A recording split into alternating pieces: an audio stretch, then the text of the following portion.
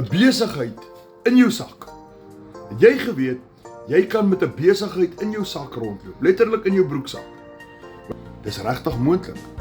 Ek wil vir jou vertel hoe ek dit doen en hoe baie ander mense dit ook reg kry. Nou luister mooi.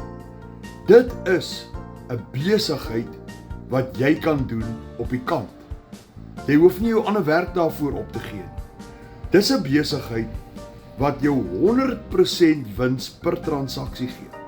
Met ander woorde, as jy 'n seil maak vir R5,000, is daai R5,000 joune.